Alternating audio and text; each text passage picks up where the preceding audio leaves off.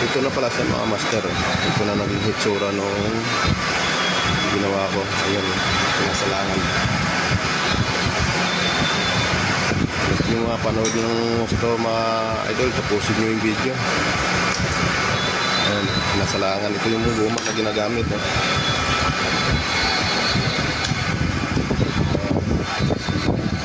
Ayan, naging hitsura. Tapos ito. Ito yung itim na sinampol ko mga idol.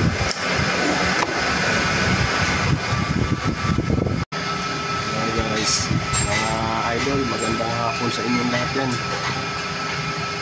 Mga idol, may gagawin tayong moldy.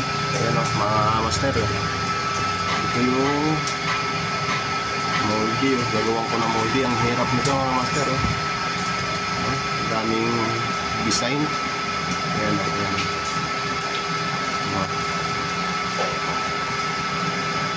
Pinakamahirap gawin yan mga master. Mas ang dami pang groove. Ayan, paikot to. Yan ang project ko ngayon mga master. Ito yung kumuha na lang ako ng bakal na luma mga master kasi may hukay na pakita ko sa inyo. Ayan siya mga idol oh. Ibig sabihin, yung kunti na lang hukayin ko. Kasi yung tagal hukayin niya na yan. Pero hindi siya bilog. Kwadrado. Sa bibilogin ko ngayon siya. Tapos babawasan ko ang kabiak para maging ganyan siya mga master. Ang hirap gawin ito. Pagtsatsagaan ko na lang. Wala tayong choice eh. No choice mga master. Kailangan magawa. Gawin na natin mga master.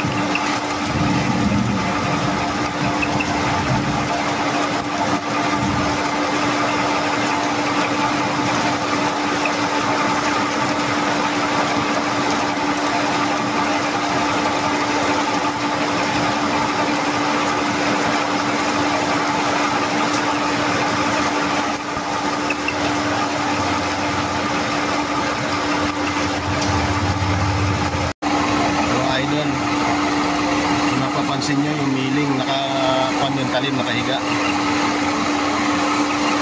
Nagaganyan siya kasi pagka diretsong gano'n, flap lang siya, maging flat, maging ganito na.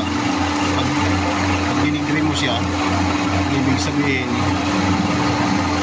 magkakaroon siya mga master ng bilog sa ilalim, magiging bilog siya, kaya ginanya mo siya. Mapanood nyo yan mga master kung paano discovery.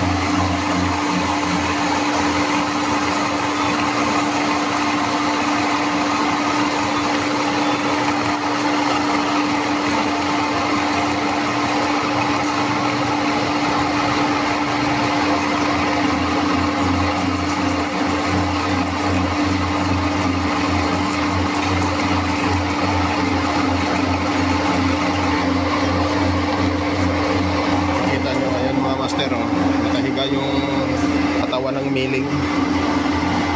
Diba? Dapat ito dito naka-degree. Ilan degree ba ako?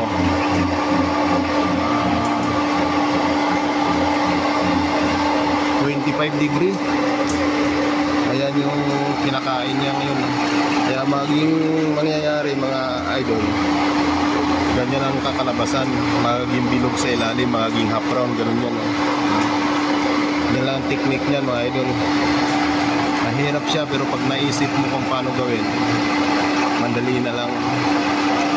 Kailangan technique lang kasi paggagawa ng molde.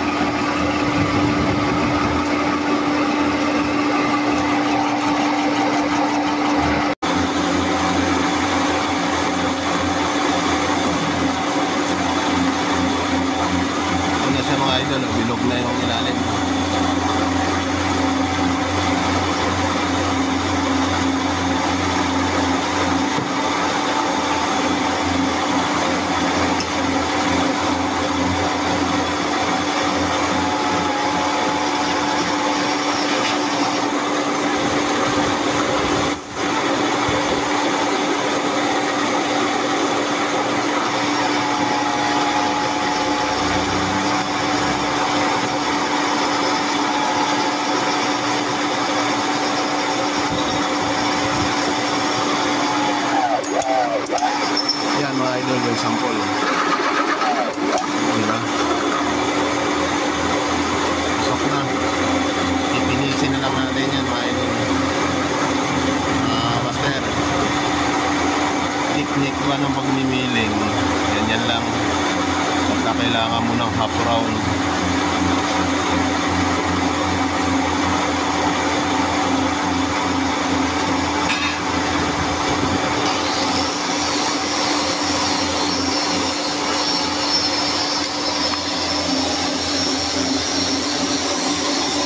Nakahiga yung milling. Nakalibre.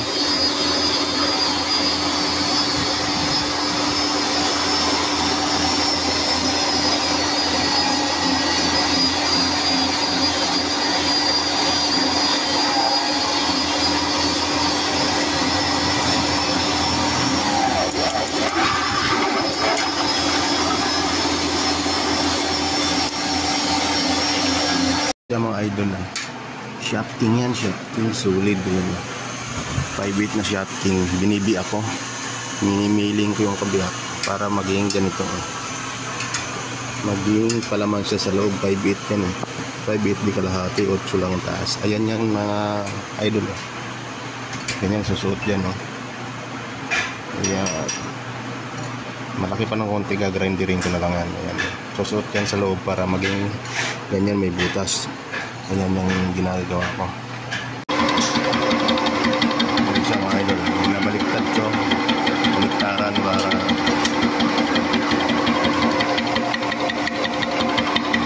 nali ko na yung kabiyak ko.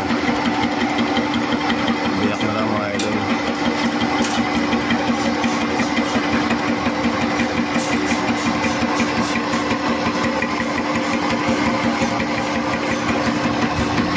Mahirap gumawa ng molde mga idol. Tiyagaan talaga kung anong diskarte mo. Kaya ito naisip ko diskarte.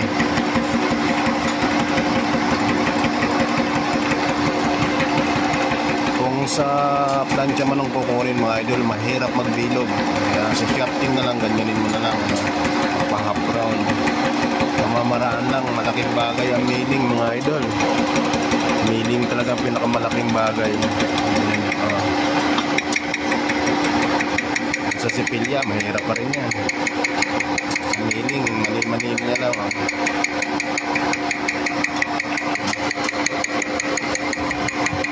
Naman sa mga idol, master. Ito yung ginawa ko na bilog. Maging half round dito yan. Ganyan. Pasok ko dyan. Ayan na. Yan man yung hitsura yan. Diba? Dito na mga idol yan. Ayan yan. Tapos napasok yung malayo mga idol. Hindi mabuka. Lapit ko na master yung lapit ko. Hindi mo makita na maayos. Yan. Ayan. Ayan siya mga master. Ganun na ang hitsura. Tapos pag ilagay dito, ayan. Ganun maging hitsura naman yung pantay dyan. Tapos pag ilagay ito, ayun yung matitiskas siya. Ayan. Yung ganun siya. Matitiskas siya. Kasi may mga dahil dyan mga master. Ngayon para maging ganito, gumawa ako ng sing-sing kasi hindi po pwede ito bumat. Ayan. Gumawa ko ng sing-sing. Ayan mga idol. Ayan. Tapos kabilaan yan. Yung mga sing-sing siya. Ayan, kabila din. Ay sing-sing siya. Para yun ang kapal ng guma guys. Ilalagay natin yan dyan. Pasok yan. Nasa loob yan.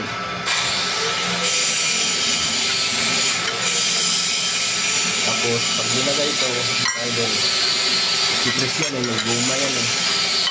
Sipres. Saka ilalagay natin ito. Kaya ito, sa gitna yan, yan. At saka ganito. At pag nilagay yan, idol, Ito yung guma na. Diba? Ang kalalabasan na ng guma, ganito na. Magiging ganyan siya. Ayan o. Diba? Kailangan to. Yung dalawa na to.